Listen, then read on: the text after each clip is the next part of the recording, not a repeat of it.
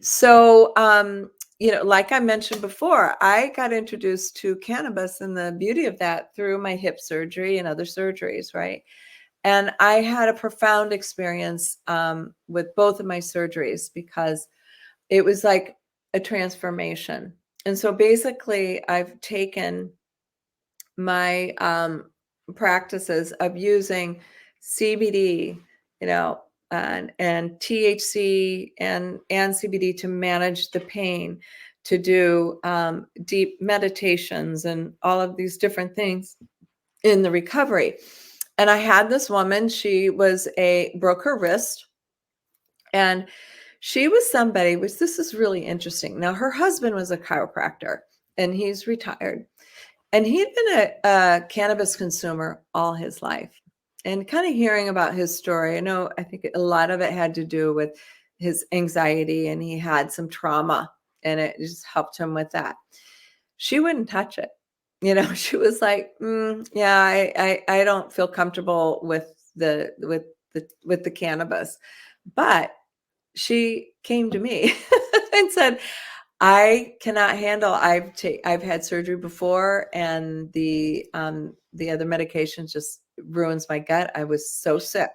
She landed, in the ER once because of what the Advil and everything did to her gut.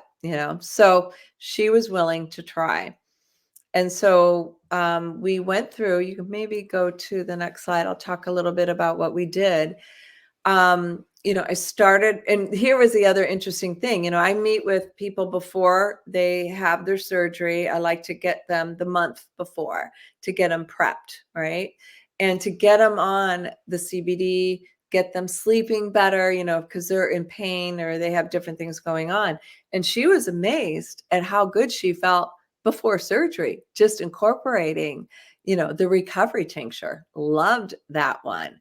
And the calming tincture helped her to go to sleep at night, and while she was still in pain, and the sleep gummy. So that was kind of an interesting aha thing that came to me, like, oh, the before is so nice to get them really set up, beforehand. So we would do, we started with the recovery, because the recovery has a little more of the anti-inflammatory components in it. I know you've got turmeric and other good things like that. And then the calming tincture, at the end of the evening with the sleep gummies helped her to sleep really well. Now, when they're fresh out of the hot, out of surgery, you need a little THC to manage that acute pain. And I used a 1-to-1. I always combine it with CBD, because I wanted to load the anti-inflammatory effects of this during the process and in the calming, and even digestion. Your digestion kind of gets kind of whacked when you're in surgery. So after she did really well, very minimal amount of pain meds. I think on the day of surgery, she had 5 milligrams of, it wasn't even oxy, it was something else. I forget what it was, but really was amazed. And her husband was like, wow, it kind of, what the cannabis, the 1-to-1 did for her, it got her out of her head a little bit. And she kind of let go of some of these things she was holding back, and her husband was so happy. He was like, I just want to kiss your feet. I have my wife back, she is back to herself, and just really just going for it. And like her business right now is taken to another level because she is, just really bringing everything together. After surgery, we did a lot of the topical. Your topical lotion is amazing, and we know that we need things internally and externally to work. She continued with the recovery, the calming, basically kind of the same thing, but adding more of the topical lotion.